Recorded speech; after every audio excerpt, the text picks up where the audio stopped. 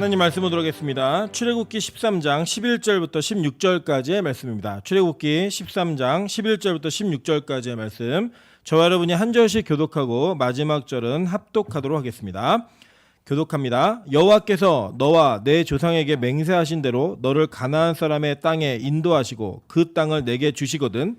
너는 태에서 처음 난 모든 것과 내게 있는 가축의 태에서 처음 난 것을 다 구별하여 여호와께 돌리라. 수컷은 여호와의 것이니라. 나귀의 첫 새끼는 다 어린 양으로 대속할 것이요 그렇게 하지 아니하려면 그 목을 꺾을 것이며 내 아들 중 처음 난 모든 자는 대속할지니라. 후일에 내 아들이 내게 묻기를 이것이 어찌 됨이냐 하거든 너는 그에게 이르기를 여호와께서 그 손의 권능으로 우리를 애굽에서 곧 종이 되었던 집에서 인도하여 내실세. 그때 바로가 완악하여 우리를 보내지 아니하매 여호와께서 애굽 나라 가운데 처음 난 모든 것은 사람의 장저로부터 가축의 처음 난 것까지 다 죽이셨으므로 태에서 처음 난 모든 수컷들은 내가 여호와께 제사를 드려서 내 아들 중에 모든 처음 난 자를 다 대속하리니 이것이 내 손의 기호와 내 미간의 표가 되리라. 이는 여호와께서 그 손의 권능으로 우리를 애굽에서 인도하여 내셨음이니라 할지니라. 아멘. 네, 주변에 있는 분들에게 이렇게 한번 인사하도록 하겠습니다. 주변에만 앉아도 기분이 좋아집니다. 네, 앞뒤로도 인사 나누셨으면 좋겠습니다. 네, 근처에만 앉아도 기분이 좋아집니다. 네. 네, 우리가 그렇게 교제하고 그렇게 기뻐할 수 있는 교회 되기를 주님의 이름으로 축원합니다. 네, 출애굽기 48번째 시간입니다. 13장 11절부터 16절까지의 말씀을 가지고 손의 기호와 미간의 표라는 제목으로 하나님 말씀 증거하도록 하겠습니다. 성경을 읽다 보면 성경의 내용이 계속 반복되어지고 똑같은 이야기를 얘기하는 것처럼 느껴질 때가 참 많이 있습니다. 사실 주의 깊게 보지 않았을 때는 성경 전체가 분량이 워낙 많기 때문에 그 내용들을 한꺼번에 다 이해하는 것은 쉬운 일은 아니지만 읽다 보면 뭐 읽는다고 쉬워지는 것도 아닌 것 같아요. 읽다 보면 똑같은 말 또 하시는 것 같고 똑같은 말 또 하시는 것 같은 그런 느낌이 있습니다. 이 반복을 싫어하는 사람들에게는 이렇게 반복되어지는 이야기들이 그렇게 유쾌하게만은 읽혀지지 않는 내용이 있지만 그 안에 담겨져 있는 의미가 얼마나 깊은 줄 알면 우리가 이것은 계속 들어도 충분히 들을 만한 그런 내용임을 기억하셔야 됩니다. 예를 들어 여러분 뭐 부부지간이나 연인 사이에 사랑해라는 말을 듣기에 지겨우신 분 계십니까? 뭐 얘기하면 제발 그만해, 그 입 좀 닥쳐 이렇게 얘기하는 아무도 없어요. 서로 그런 얘기를 해주면 좋아하고 즐거워 행복합니다. 하나님께서 우리에게 사랑의 편지를 쓰셨은 이 성경은 같은 말이 반복되어졌을 때는 그 안에 하나님께서 우리가 깨달아야 될, 그리고 반드시 알아야 될, 그리고 반드시 붙잡아야 될 말씀의 진리를 담아 놓으셨다라는 거예요. 그래서 표면적으로 이해할 때는 반복되는 내용 같지만 그 내면으로 들어가면 여러 번, 아니 더 반복을 해도 이상하지 않을 만한 이야기들이 그 안에 담겨져 있다라고 하는 것입니다. 특별히 오늘 여러분이 읽으신 이 본문은 또 무슨 내용이냐면 처음 난 것 다 내놓으라는 거예요. 그죠? 처음 난 거 다 내놔 이 얘기를 하면서 하나님께서 처음 것이 내 것임을 이야기하고 또 그것을 분명하게 기록하여서 네 손과 네 미간에 그 기호와 표로 남겨라라고 얘기하면서 하나님은 이 내용이 얼마나 중요한 건지를 반복해서 설명하고 있다라고 하는 것입니다. 오늘 저는 여러분과 함께 이 내용이 담고 있는 깊은 의미들을 다시 한번 생각해 보면서 도대체 왜 이 얘기가 계속 반복되어져야 되는가, 그리고 반복되어질 만큼 가치 있는 이야기인가라고 하는 것들을 다시 한번 살펴보면서 하나님의 은혜를 누리시기를 주님의 이름으로 축원합니다. 먼저는 여기서 이제 하나님께서는 아브라함에게 약속하셨던, 그리고 이 이스라엘 백성들이 출애굽에서 가야 될 목적지와 마지막 종착지가 어디인지를 너무나 명확하게 이야기하고 계십니다. 오늘 11절에 보니까 이렇게 얘기하죠. 여호와께서 너와 내 조상에게 맹세하신 대로 너를 가나안 사람의 땅에 인도하시고 그 땅을 내게 주시거든 이에요. 여러분, 그러니까 이게 약속된 땅이 주어진다라는 거죠. 그죠? 그 주어진 다음에 있는 조건들을 얘기하고 있습니다. 그럼 도대체 이 약속된 땅은 무엇인가? 이 약속된 땅의 정체가 무엇이고 그것은 지금 우리에게 무슨 의미가 있는가? 이걸 보시자는 거예요. 예를 들어서 표면적으로 이해하면 하나님이 약속하신 땅은 가나안 땅이죠. 그죠? 이 가나안 땅 중에 여러분 지분이 있는 분 계세요? 어제도 제가 잠깐 이렇게 무슨 그 기사를 보다 보니까 옛날에 야인시대 아시죠? 야인시대라는 드라마가 굉장히 유행했는데 이게 몽골에서 방영이 됐는데 이 몽골에서 시청률이 80%가 나왔대요. 그래갖고 그 야인 시대 배우들이 거기를 갔더니 뭐 국빈 대접을 하고 심지어는 주인공이었던 그 배우에게 그 몽골 대통령이 땅을 선물해줬대요. 땅을. 근데 그 땅을 선물해줬는데 왜 그 땅은 지금 그래도 얼마나 값어치가 있냐고 물어봤더니 차를 타고 편도로 3시간을 가더니 이게 네 땅이라고 이렇게 보여줘가지고 그냥 마음만 받겠다 그러는데 지금 땅을 치고 후회한대요. 그 땅을 받을 걸. 뭐 그 정도로 이렇게 뭐 외국에 있는 땅을 받는다, 뭐 외국에 있는 땅에 지분이 있다 이런 것처럼 어려운 이야기고 여러분 중에 이스라엘에 혹시 땅 있는 분 계십니까? 부동산을 나 이스라엘에 투자해놨다. 없으시죠? 그렇다면 우리는 여기 있는 조건들이 하나도 맞지 않는 존재들일 거예요. 그럼에도 불구하고 여전히 우리가 이것을 읽고 있고 이것을 보고 있다라는 겁니다. 그렇다면 도대체 이것이 무슨 의미인가? 성경 전체 역사를 쭉 진행하면서 보도록 하겠습니다. 원래 이 땅은요, 하나님께서 아브라함에게 약속하신 땅이었어요. 창세기 12장 1절입니다. 여호와께서 아브라함에게 이르시되 너는 너의 고향과 친척과 아비의 집을 떠나 내가 내게 보여줄 땅으로 가라라고 얘기했어요. 보여줄 땅으로 가라라고 얘기했는데 이 땅으로 도착한 이후에 아브라함에게는 기근이라고 하는 것이 찾아왔습니다. 그 기근 뒤에 이 애굽으로 내려갔다가 올라와서 자기 조카인 롯과 자기의 목자에 다투는 것을 보고 네가 좌하면 내가 우하고 네가 우하면 내가 좌하겠다 해서 갈라집니다. 그래서 이 갈라진 이후에 하나님께서 아브라함에게 동일하게 말씀하셨어요. 창세기 13장 14절부터 15절입니다. 롯이 아브라함을 떠난 후에 여호와께서 아브라함에게 이르시되 너는 눈을 들어 너 있는 곳에서 북쪽과 남쪽 그리고 동쪽과 서쪽을 바라보라. 보이는 땅을 내가 너와 내 자손에게 주리니 영원히 이르리라 라고 얘기합니다. 그렇게 얘기하셨던 하나님께서 이제 창세기 15장에 횃불 언약을 보이신 이후에 아브라함에게 이 약속의 땅에 대한 더 명확하고 명쾌한 이야기 해주셨습니다. 창세기 15장 18절부터 21절이에요. 그날에 여호와께서 아브라함과 더불어 언약을 세워 이르시되 내가 이 땅을 애굽 강에서부터 그 큰 강 유브라데까지 내 자손에게 주노니 곧 겐 족속과 그니스 족속과 감몬 족속과 헷 족속과 브리스 족속과 르바 족속과 아모리 족속과 가나안 족속과 기르가스 족속과 여부스 족속의 땅이니라 하셨더라라고 얘기해요. 그러니까 이제 땅에 대한 정확한 그 지명까지도 하나님 다 불러서 주신 거예요. 뭐 이게 우리식으로 번역하면 이런 거예요. 뭐 노원구, 성동구, 뭐 서초구, 송파구 이거 다 넣어줄게. 이렇게 얘기하시는 거예요. 하나님이 얼마나 기분이 좋겠어요, 그죠? 여러분, 근데 그 언약이 언제 이루어지냐면 역대하 9장 26절에 가야 이루어집니다. 솔로몬이 유브라데 강에서부터 블레셋 땅과 애굽 지경까지의 모든 왕을 다스렸으며라고 얘기해요. 자, 이게 보니까요. 지금 제가 간제 지도 하나를 실어드렸죠. 이 지도를 보시면 이게 솔로몬 시대에 솔로몬 왕이 통치하고 있었던 땅의 영토예요. 되게 넓은 것 같죠? 되게 넓은 것 같지만 실제로 보면 이 땅에 인간들이 이루었던 제국에 비하면 별로 그렇게 넓은 땅 아닙니다. 여러분 몽골 제국, 로마 제국 이런 제국들 있잖아요. 이런 제국들이 취했던 땅의 규모에 비하면 사실 그렇게 큰 땅도 아니에요. 그럼에도 불구하고 하나님은 이 땅을 기초로 하여 이스라엘 백성들과 언약을 맺으셨는데 그 언약의 내용이 창세기 17장에 쓰여 있습니다. 창세기 17장 7절부터 8절입니다. 내가 내 언약을 너와 내 및 내 대대의 후손 사이에 세워서 영원한 언약으로 삼고 너와 내 후손의 하나님이 되리라. 내가 너와 내 후손에게 내가 거류하는 이 땅 곧 가나안 온 땅을 주어 영원한 기업이 되게 하고 나는 그들의 하나님이 되리라 라고 얘기해요. 자, 그러니까 이 땅을 기반으로 하여 공통 분모로 하여 하나님이 그들과 함께 거하겠고 이 땅의 기업은 뭐냐면 팔 수 없는 물려받는 세습하는 기업, 땅이에요. 자산들. 그러니까 이거는 하나님이 이 땅을 기초로 너와 내가 언약을 맺는데 그 땅에서 내가 너의 하나님이 되겠다는 거예요. 그러니까 이 땅은요 너무나 중요한 거예요. 이스라엘 백성들에게. 왜냐?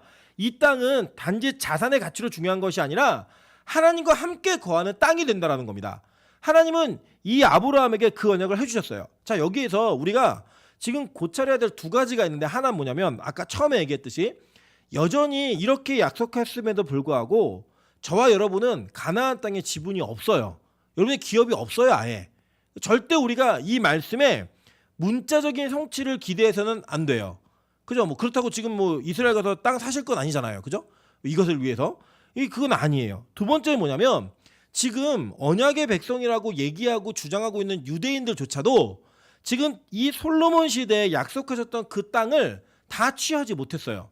그러니까 지금 실제로는요, 이스라엘 백성들이 살고 있는 거주하고 있는 땅은 우리나라의 강원도만한 사이즈예요. 별로 크지 않아요. 되게 자그마한 땅입니다. 실제로 이웃 나라인 요르단이 로켓포 쏘면 그냥 수도까지 날라와요. 그냥 그 정도로 규모가 크지 않은 아주 작은 땅, 규모가 크지 않은 아주 작은 땅만을 회복해 놓고 그 땅을 철석같이 지키고 있는 그 모습 속에 과연 이 언약이 유효한 것인가? 이것은요, 말도 안 되는 거짓말이라는 거예요. 한마디로 얘기하면, 이걸 문자적으로 이해하면 하나님이 약속하신 땅은 완전 공갈 사기였습니다. 이거는 진짜로 그냥 뻥이었어요. 아무도 성취하지 못했고 잠깐 성취했던 시대가 있었지만 그것을 온전히 누리지도 못했다라는 거예요. 그럼에도 불구하고 여전히 우리는 믿음이라고 하는 그 기반을 가지고 이 내용들을 읽고 있다라는 거예요. 그래서 잘 보세요, 여러분. 이 땅은요, 원래 기초는 누구한테 약속했다고요? 아브라함에게 약속한 땅이에요. 근데 아브라함이 이 땅을 어떻게 이해하고 있는가는 성경이 설명하고 있습니다. 한번 보도록 할게요. 출애굽기 6장 7절부터 8절을 먼저 볼게요. 너희를 내 백성으로 삼고 나는 너희의 하나님이 되리니, 아까 창세기 약속과 똑같죠? 그 뒤에 내용이 뭐냐면, 나는 애굽 사람의 무거운 짐 밑에서 너희를 빼낸 너희의 하나님 여호와인 줄을 너희가 알지라. 내가 아브라함과 이삭과 야곱에게 주기로 맹세한 땅으로 너희를 인도하고 그 땅을 너희에게 주어 기업을 삼게 하리라. 나는 여호와라 하셨다 하라. 이거예요. 그러니까 동일하게 아브라함, 이삭, 야곱의 이야기를 들면서 하나님은 지금 오늘 이 출애굽하고 있는 이스라엘 백성들에게도 말씀하셨다라는 겁니다. 그러니까 이 땅에 대한 약속은 여전히 그 아브라함이 죽고 이삭이 죽고 야곱이 죽었는데 유효하다라는 거예요. 유효. 그 유효를 지금 이건 어떻게 이해하고 있는가? 이 땅의 특징을 보셔야 돼요. 이 땅이 어떤 땅인지 성경은 정확히 말하고 있습니다. 신명기 11장 10절부터 12절이에요. 내가 들어가 차지하려는 땅은 내가 나온 애굽 땅과 같지 아니하니 거기에서는 너희가 파종한 후에 발로 물 대기를 채소밭에 댐과 같이 하였거니와 너희가 건너가서 차지할 땅은 산과 골짜기가 있어 하늘에서 내리는 비를 흡수하는 땅이요 내 하나님 여호와께서 돌보아 주시는 땅이라. 연초부터 연말까지 내 하나님 여호와의 눈이 항상 그 위에 있느니라 라고 얘기해요. 자, 그러니까 하나님이 주시는 땅이 어떤 땅인지를 설명해 주고 있는 겁니다. 근데 잘 보세요. 지금 이스라엘 백성들이 출애굽하고 있는 애굽의 땅은 어떤 땅이었냐면, 물을 자기의 노력으로 농사 지을 때 물을 끌어올 수 있는 수로가, 그리고 그러한 장치들이 다 개발되어진 땅이었어요. 그래서 이 애굽은 특이한 게 뭐냐면, 홍수가 나야 그 풍년이 옵니다. 여기는 물이 흘러 넘쳐서 나일강이 범람해야지만 전체가 다 풍성한 열매를 거둘 수 있어요. 수확물을. 그러니까 처음에는 그냥 강이 범람하길 기다렸다가 이 애굽인들이 머리를 쓴 거예요. 어떤 머리를 쓰냐면, 우리가 뭐 풍차도 만들고 물레방아도 만들고 여러 가지 기구들을 만들어서 이 관계수로를 개발하자. 그러면 가뭄의 시기에도 물이 넘치지 않아도 그 애굽의 나일강의 물을 끌어다가 농사를 질 수 있겠다라고 해서 이 땅은 인본의 땅을 상징합니다. 무슨 내용이냐면 자기의 노력과 힘을 통해 열매를 거둘 수 있는 땅인 거예요. 그런데 하나님이 내가 지금 너희를 데려가서 너희가 차지할 땅은 그런 땅이 아니라는 거예요. 그럼 어떤 땅이냐? 이 땅은 하늘에서 내리는 비를 흡수하는 땅이래요. 그래서 하늘로부터 비가 내리지 않으면 농사를 지을 수 없는 땅인 거예요.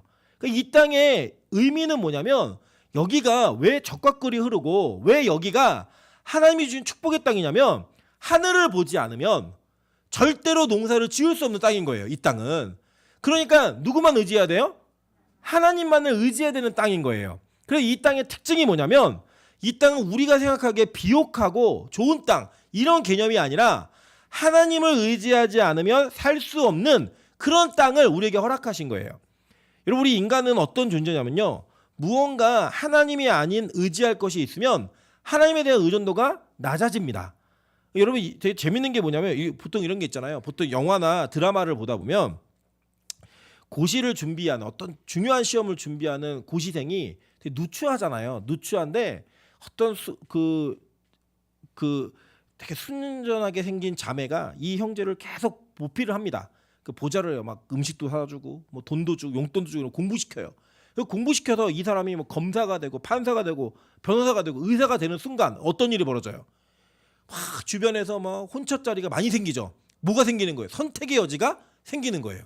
그러면 어떤 일이 벌어지냐면 이 남자가 예전에 자기를 도와주던 이 여자에 대한 배신의 마음이 들어요. 아, 이 여자는 내가 볼 때는 나랑 격이 어울리지 않는 여자야. 그러면서 보다 다른 여자를 선택하는 이런 드라마의 내용들 많이 보셨죠?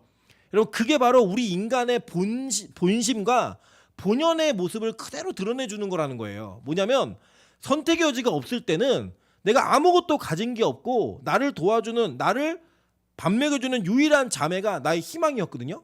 그런데 내가 뭔가를 갖추고 나니까 내 주변에 다른 희망들이 막 생기는 거예요. 뭐 열쇠를 몇 개 들고 온다, 뭐 아파트를 갖고 온다, 뭐 다 생기는 거예요. 그러니까 자기가 무슨 선택을 해요? 이 선택에는 다른 옵션이 생기니까 원래 선택해야 되는, 원래 우리가 도의적으로 이게 맞는데 그 맞는 것에 대한 이 온전함이, 그리고 그 순수함이 다 무너지더라는 거예요. 여러분, 우리가 진짜 어렵고 힘들 때는요, 하나님 의지해요. 하나님 외에는 없어요. 하나님만 바라봐요. 그런데 여러분, 뭔가 내 주변에 의지할 만한 것이 생긴다. 그 생기면 뭐가 생겨요? 우리 안에 다른 마음들이 생긴다는 거예요. 다른 마음들이. 여러분, 그래서요, 우리 인간은요, 그런 존재임을 성경은 증명하고 있고 하나님은 알고 계셨어요. 그래서 가나안 땅을 주시는 거예요. 원래 우리 생각 같아서는요, 애굽 땅 주시면 얼마나 좋아요. 그 애굽에 있는 백성들 다 죽여버리고 오늘부터 니네 땅에, 얼마나 좋아요. 근데 하나님 그렇게 안 하시더라는 거예요. 광야로 끌어내서 그들을 훈련시키고 다듬어서 굳이 안 해도 되는 싸움을 시키고 그 전쟁을 통하여 그 우여곡절 끝에 얻어낸 땅이 무슨 땅이에요? 하늘을 보지 않으면 살 수 없는 땅. 그 땅을 주신다는 거예요. 왜냐? 그래야지만 하나님을 의지할 수 있기 때문에. 그리고 그 땅을 얻기 위해 하나님이 우리를 이끌어내시는 거예요. 그러니까 여러분, 우리가요, 이 땅을 살면서 예수 믿을 때 예수 믿는 걸로 인하여서 여러분의 일생이 뭐 살림살이가 더 나아지는 것은 무엇 때문에 나아지는 거냐면 하나님을 바라봄 때문에 나아지는 겁니다. 그래서 그것을 훈련시키기 위해 우리를 자꾸 때리시는 거예요. 자꾸 우리의 환경을 빼시는 거예요. 자꾸 우리 안에 결핍의 문제를 허락하시는 거예요. 기도하지 않으면 안 될 문제들. 그 문제가 끊이지 않게 하시는 거예요. 왜냐? 그렇게 해야지만 우리가 하나님을 의지하는 마음과 생각을 흐트러뜨리지 않기 때문입니다. 그래서요, 신명기에서 분명히 얘기했어요. 너희가 들어갈 땅은 하나님 보지 않으면 안 되는 땅이야. 이걸 얘기하셨고요. 그 뒤에 뭐가 달려있냐면 보세요. 연초부터 연말까지 내 하나님 여호와의 눈이 항상 그 위에 있느니라 라고 얘기해요. 하나님이 지켜보시는 땅이라는 거예요.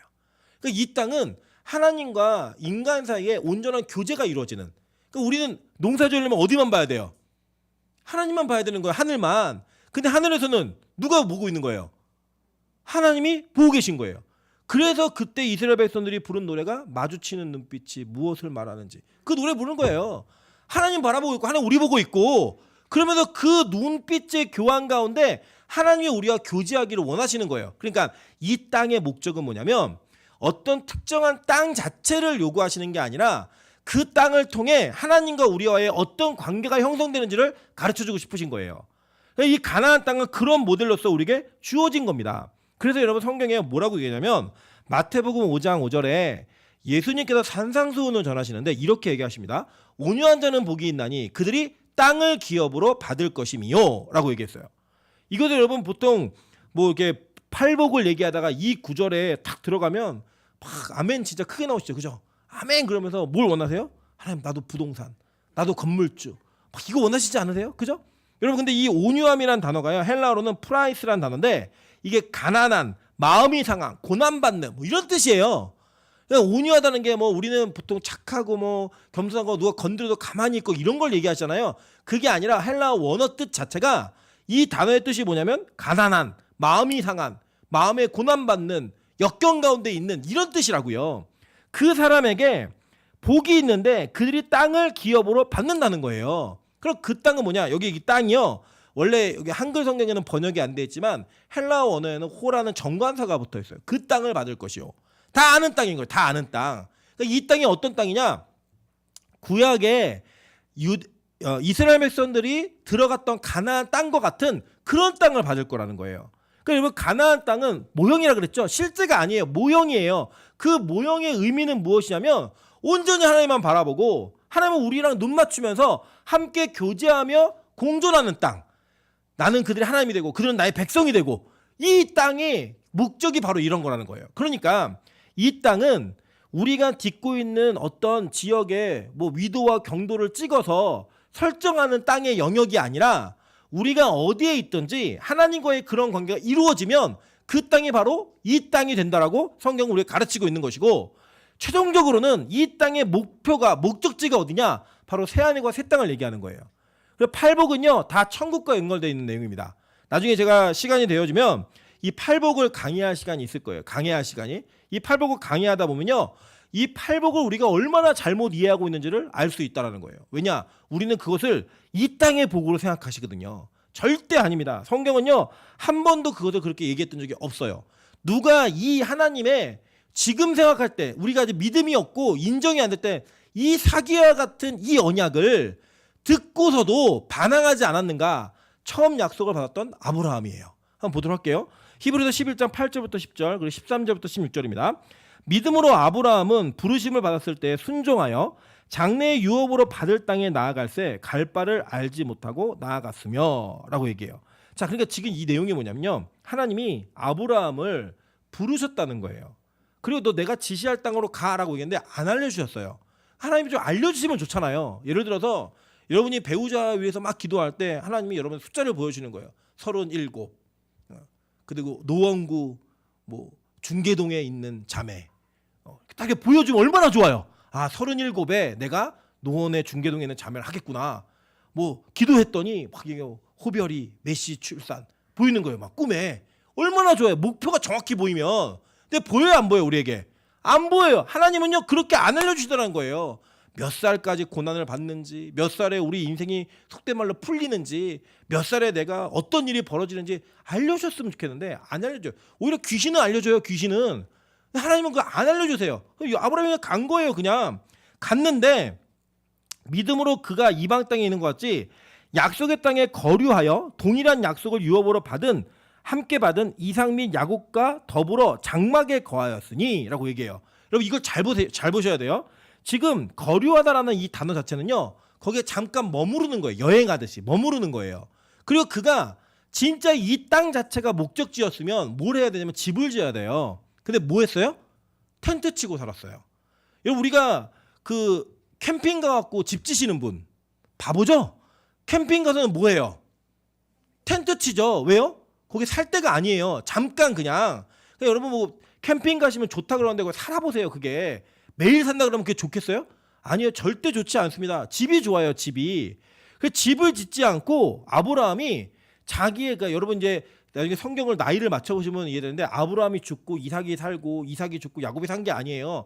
아브라함, 이삭, 야곱이 같은 텐트에서 살았어요. 텐트에서 살면서 계속 얘기한 거예요. 하나님이 땅 준다고 약속하셨어. 근데 집을 안 짓는 거예요. 그 애들이 물어보겠죠. 근데 아버지 왜 집을 안 져요? 할아버지 왜 집을 안 지세요? 여기 우리 땅이라면서요. 근데 왜 우리는 땅이 하나도 없어요? 실제로 아브라함이 죽을 때요. 그가 소유했던 땅은 막벨라굴 하나예요. 그게 뭐냐? 무덤.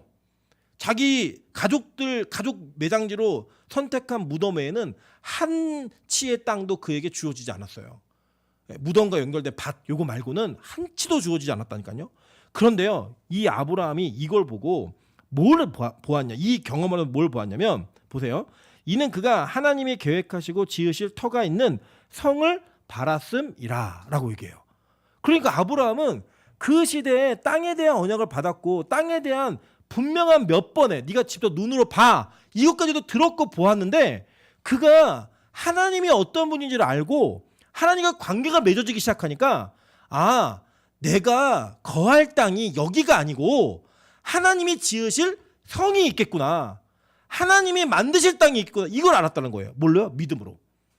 이게 아브라함의 믿음이었어요. 그랬더니 실제로 이 아들들이 다 그걸 따라가요. 보니까 13절부터 16절입니다. 이 사람들은 다 믿음을 따라 죽었으며 약속을 받지 못하였을 때 그것들을 멀리서 보고 환영하며 또 땅에서는 외국인과 나그네임을 증언하였으니 그들이 이같이 말하는 것은 자기들이 본향 찾는 자임을 나타냄이라. 그들이 나온 바 본향을 생각하였더라면 돌아갈 기회가 있었으려니와 그들이 이제는 더 나은 본향을 사모하니 곧 하늘에 있는 것이라. 이러므로 하나님이 그들의 하나님이라 일컬음 받으심을 부끄러워하지 아니하시고 그들을 위하여 한 성을 예비하셨느니라 라고 얘기해요. 자, 그러니까 지금 창세기 17장에 출애굽기 6장에 얘기했던 이 땅에서 그들은 내 백성이 되고 나는 그들 하나님이겠다라고 하는 그것이 히브리서 11장에서 어떻게 성취된지 설명하고 있는 거죠. 그러니까 이 아브라함은 알았어요. 아, 내가 그때 듣고 꿈꾸면서 나왔던 땅은 완전 사기였구나. 그래 내가 여기 와서 이 땅에 거류하며 하나님의 인도하심을 따라 살다 보니 이 땅이 내 본향이 아니라 하늘이 내 본향이구나. 이걸 한 거예요. 여러분 제가 경험해 보니까요. 예수를 제대로 믿고 교회 다니시는 분 없어요. 그냥 예수를 믿을 때 처음에는 어떻게 믿냐면 저희 이제 그 청년들 같은 경우는 교회에 예쁜 자매나 뭐 잘생긴 형이 있다. 오빠가 있다. 형이 아니죠. 죄송합니다. 그거 안 돼요, 형은. 네. 오빠가 있다. 그러면은 교회에 나오기 시작해요. 더 어렸을 때는요. 뭐 때문에 나오냐면 키즈 카페 간다고 막 좋아서 오는 거예요. 네.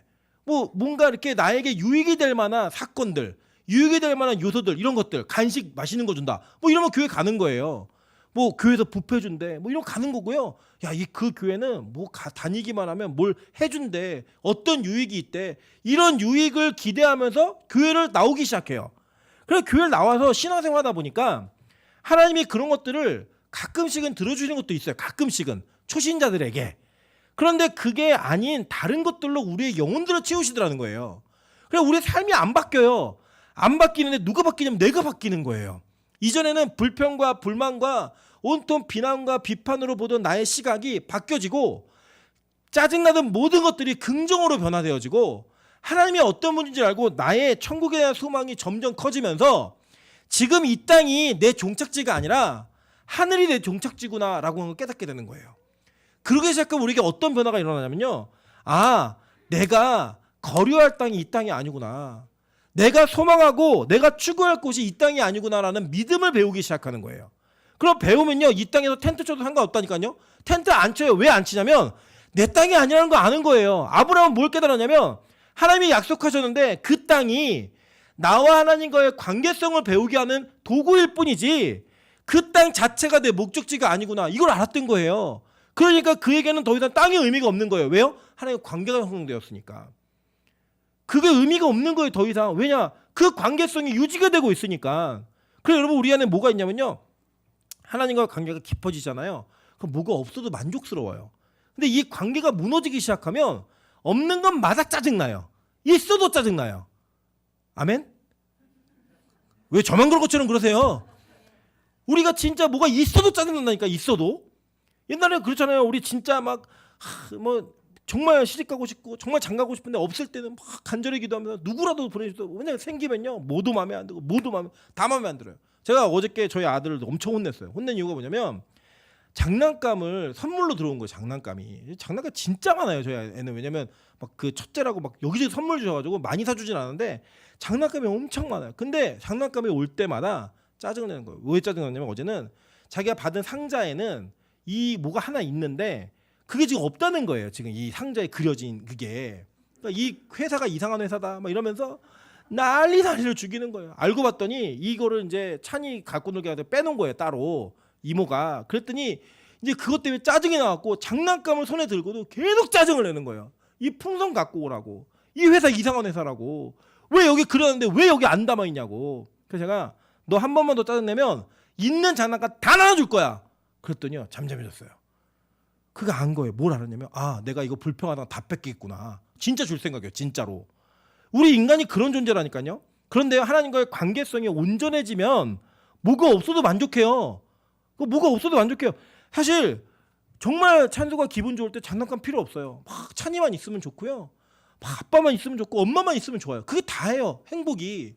그런데 뭔가 갖춰지는 것들 통해 관계가 무너지기 시작하면 이게 더 좋은 거예요. TV가 더 좋고 장난감이 더 좋기 시작하면 관계성이 무너지면 아빠가 와도 인사도 안 하고 그게 우리 인간이에요. 누가 그래요? 이게 아이 얘기하는 거 아니에요, 여러분. 우리 얘기하는 거 우리 얘기. 우리가 하나님과의 온전한 관계성만 형성되면 다 만족해야 되는데 그게 안 돼요. 자꾸 이 땅을 바라보면 없는 것만 생각나요. 하나님 왜 나는 이런 좋은 차가 없죠? 왜 좋은 집이 없죠?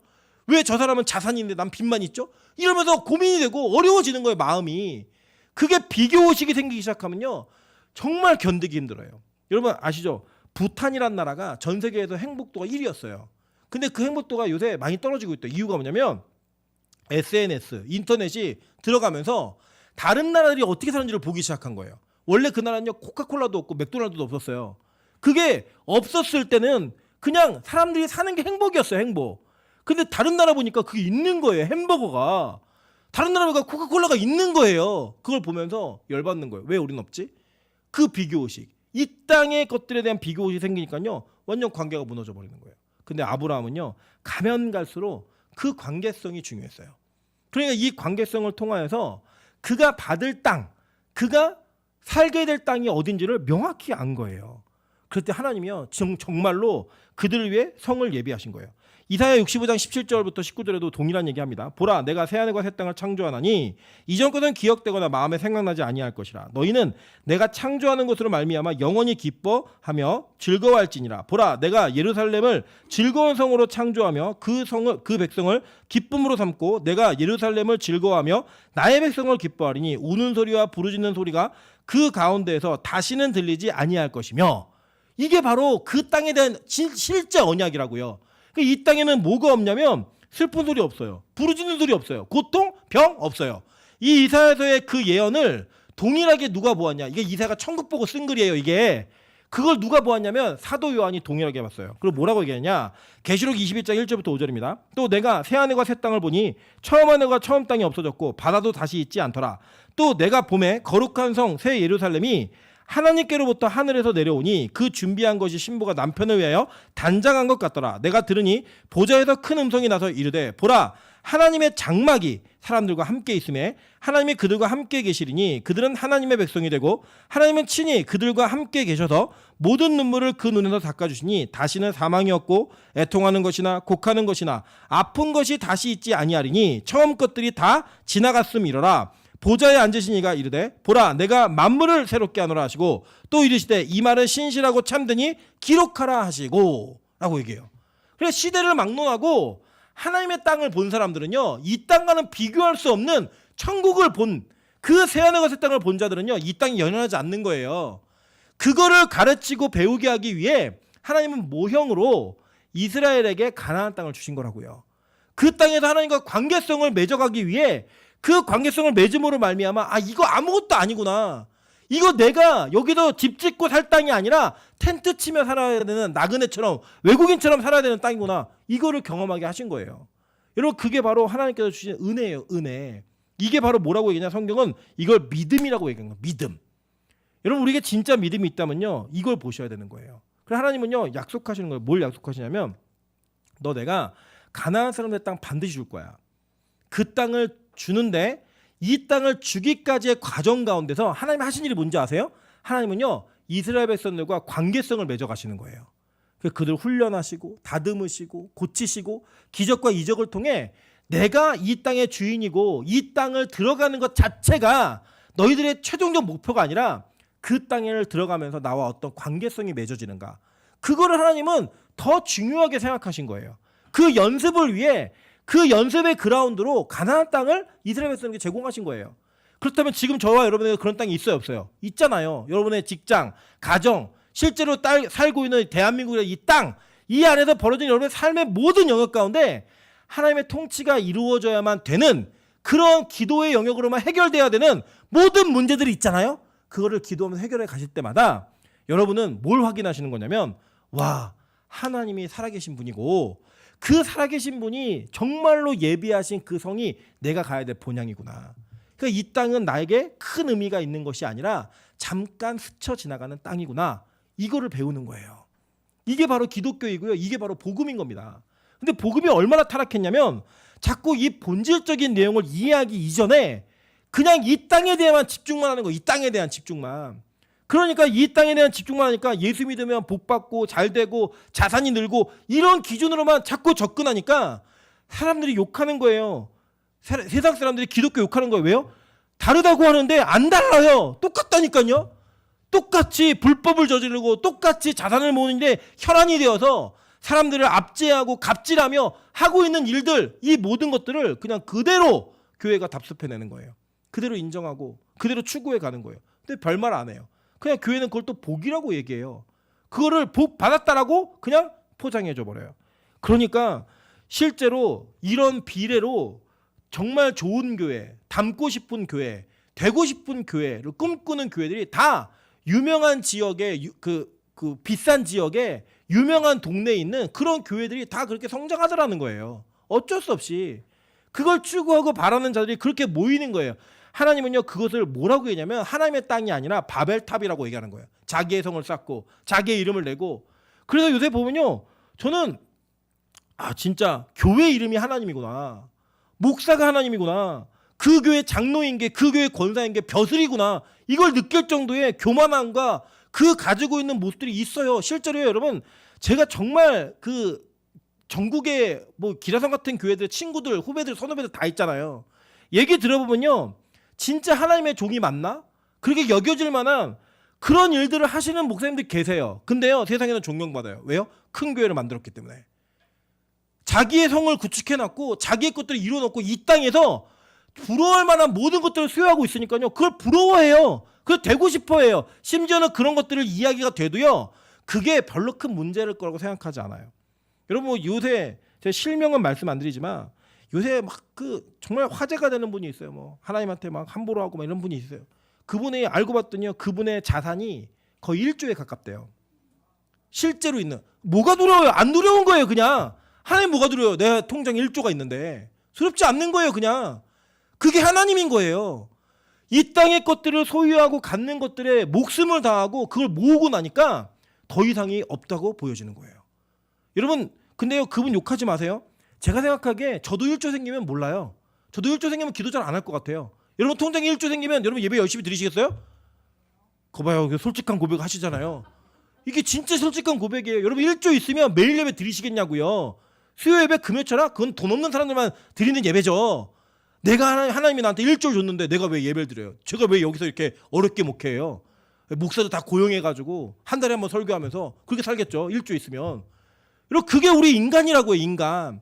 그거를 하나님이 빼기 위해서 이 땅의 것들을 없는, 하나님 바라보지 않으면 안 될 그곳에 우리를 두시고 그 관계성을 맺어가시는 것에 하나님 초점을 맞추고 계신 거예요.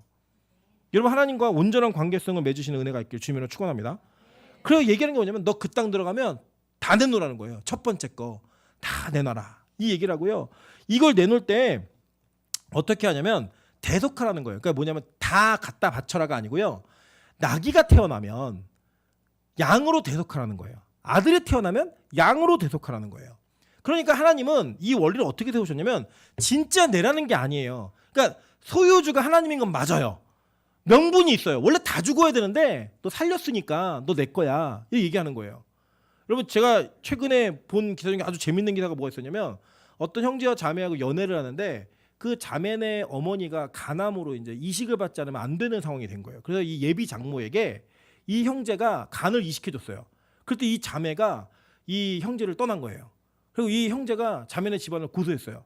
그래갖고 받아낸 위로금이 1억이에요. 예. 이게 받아야죠. 이 정도는. 예. 간을 이식해줬는데.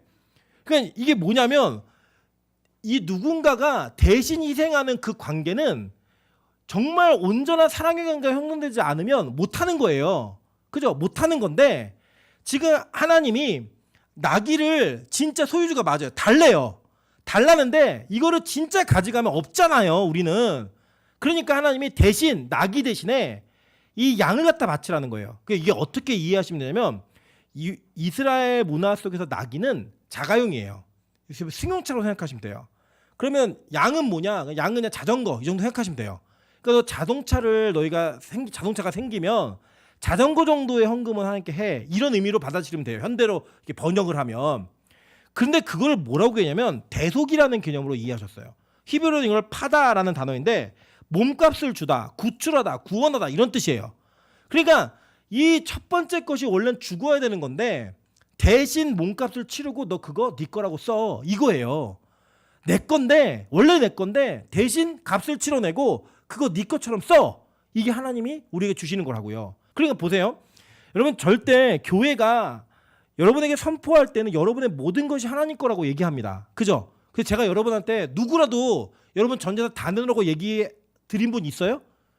한 분도 안 계시죠? 앞으로도 그런 일 없을 거예요. 저랑 여러분 불편한 관계 되고 싶지 않아요. 예, 그런 얘기하면 되게 불편해지잖아요. 다 내놓으라고 얘기 안 할 거예요. 하나님도 그렇게 얘기 안 하실 거예요. 그런데 하나님은요. 그러한 마음은 요구하세요. 그러한 태도는 요구하세요. 그걸 어떻게 표현했냐면 초태생을 대속하라는 걸로 표현하신 거예요. 그러니까 누군가 대신 그 값을 치러냄으로 말미암아 그것에 대한 소유권, 그것에 대한 사용권을 인정해 주시는 거예요. 그러니까 소유권은 하나님 건데 대리 위임하시는 거라고요. 그것을. 그게 이제 어디서부터 드러나냐면 누군가가 대신 희생함으로 말미암아 내가 죽지 않고 사는 인생이 되는 거. 이거는요. 창세기 3장에 등장해요. 창세기 3장 21절입니다. 여호와 하나님이 아담과 그의 아내를 위하여 가죽옷을 지어 입히시니라 라고 얘기해요. 하나님이 이 아담과 하와를 너무 사랑하시는데 이들이 죄를 지었어요. 그러니까 이 죄값을 치르기 위해서 가죽옷을 지어 입히시는데 이 가죽옷을 지어 입히실 때는 실제로 죄를 지은 건 딱 세 사람이에요. 세 부류의 인간과 동물이에요. 하나는 뭐냐? 뱀, 남자, 여자. 심판은 딱 셋이 받았어요. 그러면 이 셋이 아닌 누군가의 가죽, 뱀 가죽은 아니잖아요. 그죠? 이 가죽옷을 입었다고 하는 것은 어떤 죄 없는 짐승, 죄를 짓는데 관여하지 않는 짐승이 대신 죽은 거예요. 그래서 그 부끄러움을 가린 거라고요. 이 부끄러움을 가린 이 가죽옷은 성경 전체에서 계속 드러납니다. 그런데 여러분 아시겠지만 야곱이 아버지인 이삭에게 축복을 받을 때 원래 자격이 없는 부끄러운 자예요. 근데 그가 뭘 붙여요? 짐승의 털 가죽을 몸에 붙이죠. 그 붙인 거로 말미암아 그 부끄러움이 해결된다고요. 가려진다고요. 그래서 복을 받게 되는 그 원리, 그게 결국 우리에게 거룩의 옷으로 예수 그리스도를 옷 입은 자들이 마지막에 세마포를 입는 장면 나오는 거죠. 그게 왜 가능했어요? 예수 그리스도가 저와 여러분을 대신해서 우리를 대속하셨기 때문에. 그 어린 양의 대속으로 말미암아 원래 우리는 다 죽거나 하나님의 소유되는 백성으로 그 의식을 갖고 살아야 되는 그런 존재들인데 하나님이 어린 양의 대속의 죽음으로 저와 여러분에게 우리 인생을 살 수 있는, 우리 인생의 생명을 이어갈 수 있는 여지를 남겨두신 거예요. 물론 그럼에도 불구하고 여지 소유는 누구다? 하나님 거예요. 하나님 거. 여러분 예를 들어 이런 겁니다. 여러분의 집을 100년 동안 나라에서 임대해 준다. 그러니까 누구 거예요 솔직히? 100년 사실 분 앞으로 여기 예언합니다. 100년 뒤에 아무도 안 계세요. 여러분에게 나라에서 100년의 무상 임대를 해준다. 그러면 여러분 그거 누구 거예요? 내 거예요. 그냥 내 거예요. 내 거. 근데 소유는 누구예요? 나라예요. 그것처럼 하나님이 저와 여러분의 인생과 이 땅의 삶을 그렇게 허락해 주신 거라고요. 하나님 건데 다 하나님 건데 그냥 우리가 대속함을 예수 그리스도의 대속으로 말미암아 그렇게 살게 하시는 거예요. 그 여러분이 먹고 싶은 거 먹고 여러분이 살고 싶은 일 살고 여러분이 하고 싶은 거 하고 입고 싶은 거 입을 수 있는 이유가 뭐예요? 거기에 있는 거예요. 원래 나는 하나님 건데 그것을 하나님은 대신 우리에게 죽는 존재를 통하여 우리의 인생을 그렇게 열어주신 거라고요. 그게 누구예요? 바로 예수 그리스도가 그렇게 하신 거예요. 갈라디아 3장 13절에 이렇게 얘기합니다. 그리스도께서 우리를 위하여 저주를 받은 바 되사 율법의 저주에서 우리를 속량하셨으니 이게 헬라어는 엑사고라조라는 단어인데 이게 이 파다하고 똑같은 단어예요. 똑같은 단어. 속량하다, 사다, 구원하다 이런 단어예요. 기록된 바 나무에 달린 자마다 저주 아래에 있는 자라 하였습니다. 대신 저주를 받아서 그 저주가 우리로 하여금 떠나가게 하신 거라고요. 갈라디아 4장 5절에 동일한 얘기합니다. 율법 아래에 있는 자들을 속량하시고 우리로 아들의 명분을 얻게 하려 하심이라 라고 얘기해요. 속량하셔서 우리로 원래는 죽어야 되는 존재들인데 우리를 어떻게 삼으셨어요? 아들 삼아 주신 거예요. 그래서요 여러분 이 아들 삼은 자들 이들이 바로 어떤 존재가 되냐면 우리가 바로 하나님 앞에서 그것을 노래하고 찬양하는 존재로 우리를 세워주셨다는 거예요. 그게요. 계시록 5장 9절부터 10절입니다. 그들이 새 노래를 불러 이르되 두루마리를 가지시고 그 인봉을 떼기에 합당하시도다. 일찍이 죽임을 당하사 각 족속과 방언과 백성과 나라 가운데서 사람들을 피로 어떻게 떼요? 사서. 그죠? 사신 거예요. 몸값을 치러내신 거라고요. 하나님께 드리시고 속량한 그들로 우리 하나님 앞에서 나라와 제사장들을 삼으셨으니 그들이 땅에서 왕노릇하리로다 하더라 라고 얘기하는 거예요. 이 땅이 어디예요? 그 새하늘과 새 땅에서 그 통치를 또 배우게 되는 거예요. 여러분 바로 그게 하나님께서 첫째 아들들 처음 난 것들을 속량하시는 하나님의 방법이었다고요. 그 방법을 통해 저 여러분에게 구원의 원리를 세우신 거예요. 우리는요 우리 자신의 의와 우리 자신의 열심으로 구원받는 존재가 아니에요. 여러분 혹시 여러분이 어떤 행위를 하고 어떠한 열심을 부리고 어떤 헌신을 했기 때문에 구원받은 존재라고 생각하십니까? 철저한 착각에서 깨어나십시오. 우리는요 그럴 자격이 없는 존재들이에요. 그럴 가능성도 없는 존재들이에요.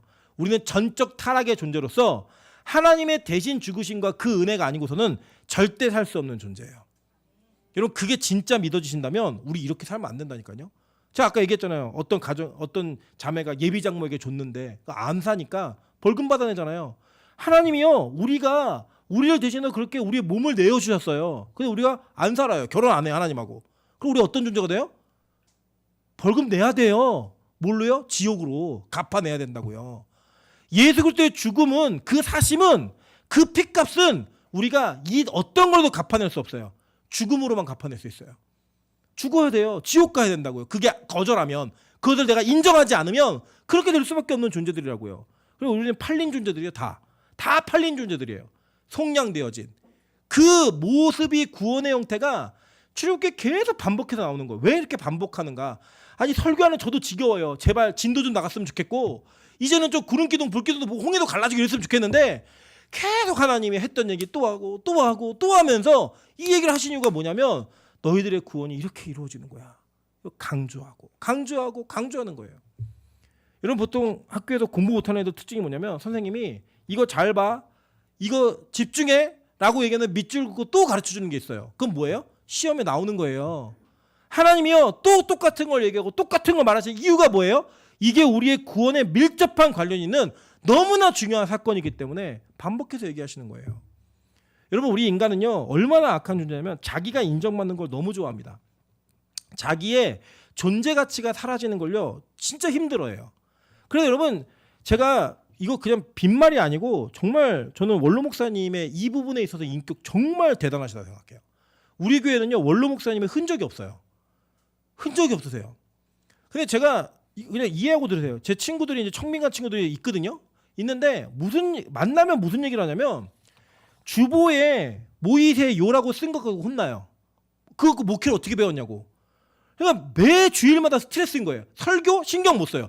주보 문구가 어떻게 되는지 이거 신경 쓰고 있고, 뭘 말하다가 기도할 때 뭐 두 번 뭘 반복해서 얘기했다, 그것 때문에 혼나고, 설교 시간이 20분인데 21분 했다 혼나고. 그러니까 미치겠대요. 진짜 돌아버리겠대요. 그래서 하는 얘기가 그거예요. 제발 원로 목사님들한테 홍삼이랑 인삼 선물하지 말라고. 너무 오래 사신다고. 빨리 천국 가신다고. 이런 얘기가 농담 같지만 왜 있겠어요? 자기 건 줄 알고 자기의 것을 자기가 이룬다고 생각하니까 인간이 자기가 사라진 걸 너무 싫어하는 거예요. 그러니까요, 그게 어디까지도 영향을 미치냐면 우리의 구원의 문제까지 영향을 미치는 거예요.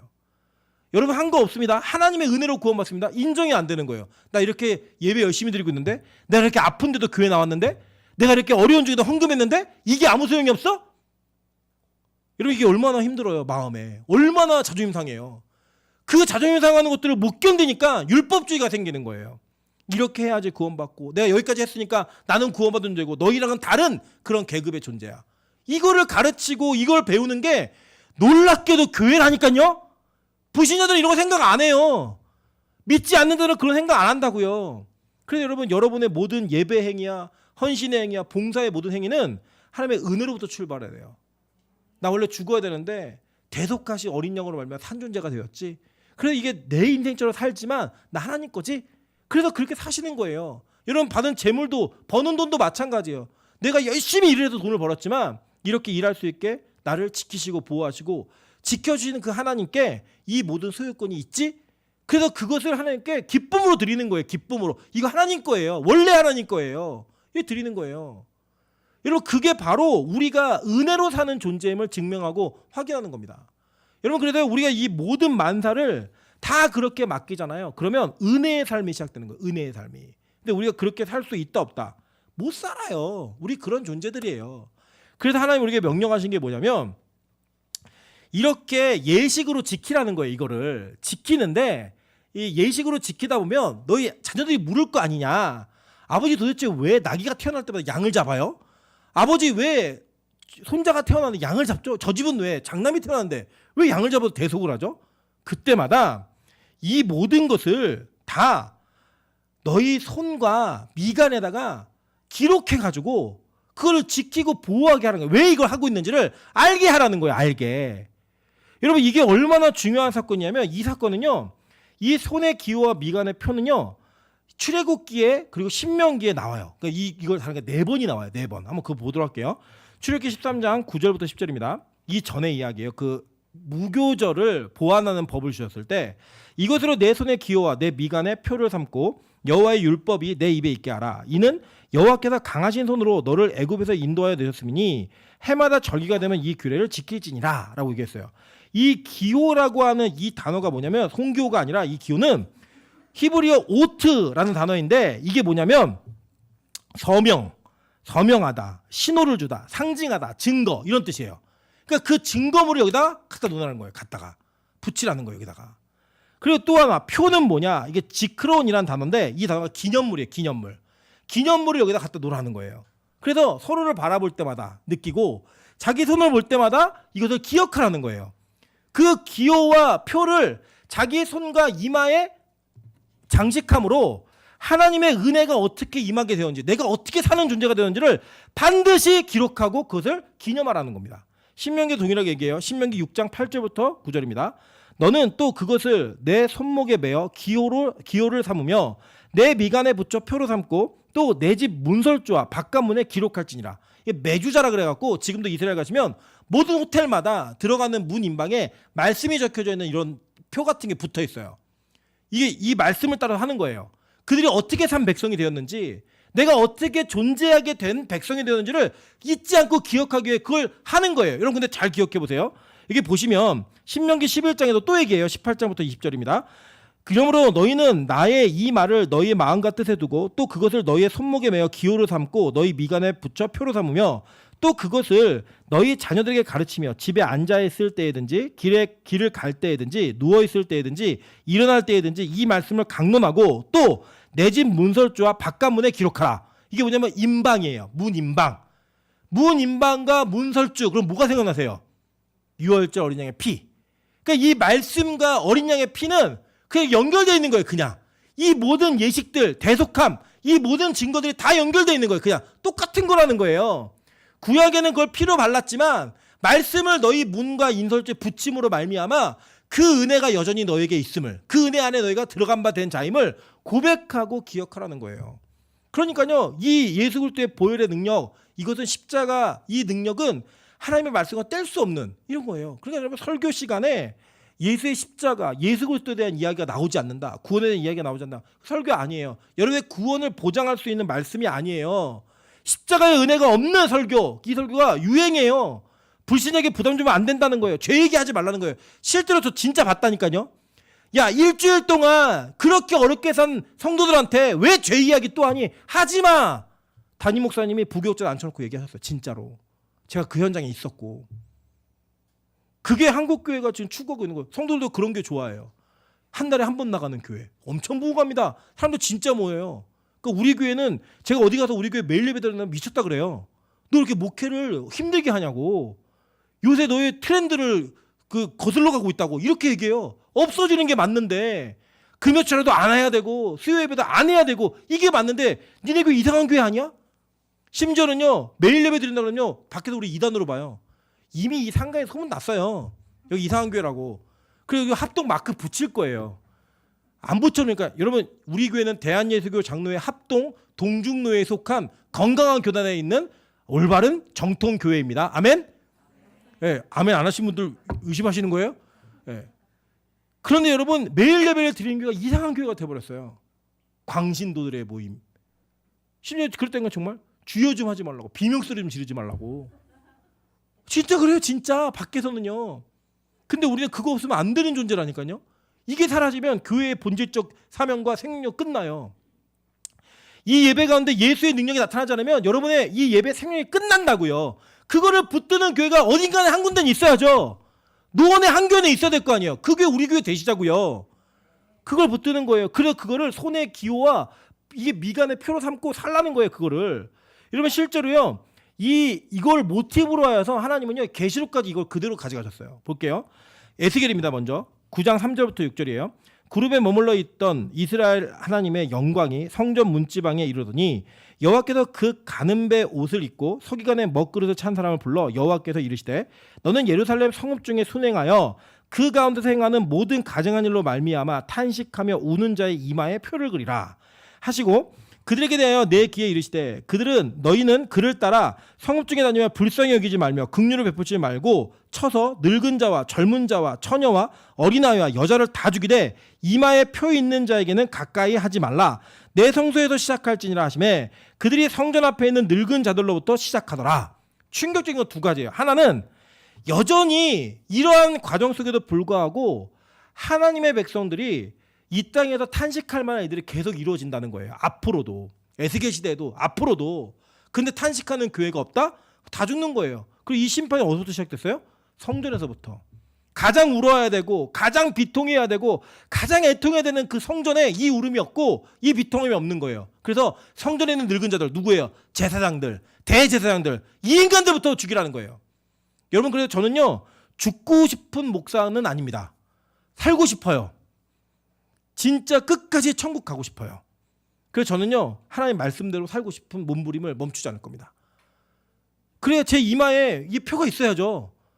그래야 안 죽을 거 아니에요. 다 죽인다는데 긍휼히 여기지 말고 불쌍히 여기지 말고 다 죽이라는 거예요. 그 다음 누구예요? 장로님들, 권사님들, 집사들, 청년들, 애들, 이 순서로 다 죽이라는 거예요. 불쌍히 여기지 말고. 그때 살 수 있는 유일한 방법이 뭐예요? 이것을 기념한 대속한 죽음을 기념하고 이것이 왜 죽었는지를 알고 내가 어떻게 구원받는지 아는 그 표가 이마에 붙어있는 자들, 손등에 새겨져 있는 자들 죽이지 말라는 거예요. 그게 유일한 살 길이에요. 계시록 14장 1절에도 얘기합니다. 또 내가 보니 보라 어린 양의 시온산에 섰고 그와 함께 14만 4천이 서 있는데 그들의 이마에는 어린 양의 이름과 그 아버지의 이름을 쓴 것이 있더라. 이렇게 얘기해요. 그죠? 이마에 또 이게 붙어 있는 거예요. 그래서 여러분 짐승의 표가 어디 받아요?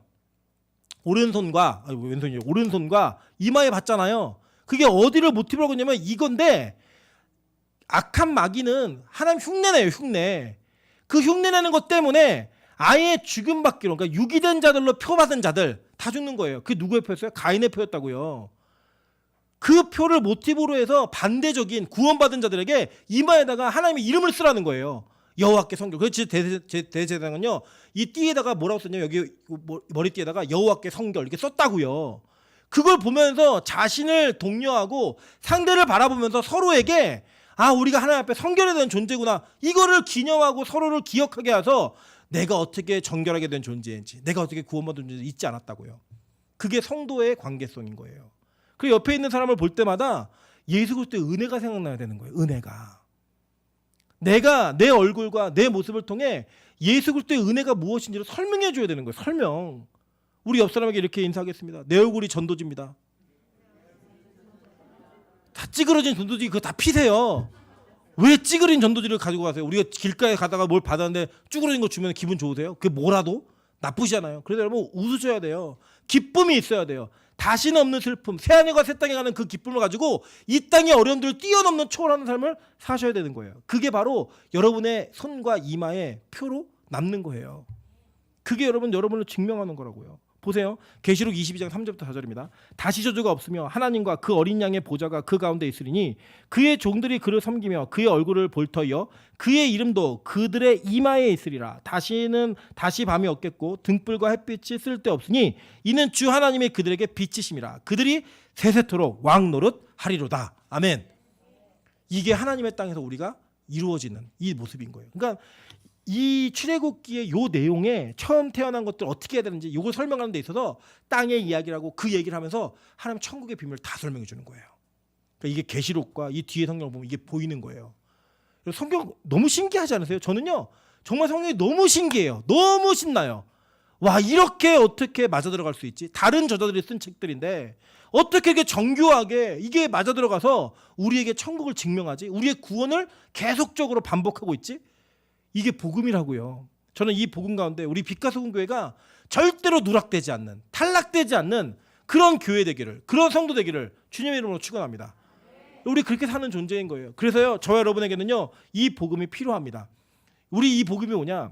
첫째는 하나님, 내가 이 땅을 사는데요 하늘을 딛고 사는 그런 은혜가 있게 좀 도와주십시오. 내가 이 땅에서 주님 주신 축복들, 가정, 주신 여러 가지들 있잖아요. 직장, 모든 건강, 이런 모든 것들이 다 하나님과의 그 나라에서 관계성을 위해 주신 것임을 인정하고 이 땅의 것들을 그냥 아무것도 아닌 걸로 여길 수 있는 진짜 믿음을 좀 갖게 도와주십시오.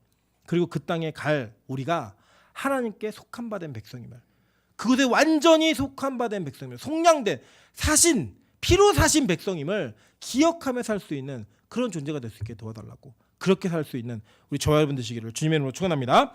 제가 찬양으로 기도하겠습니다. 우리 하늘 소망 찬양하면서 하나님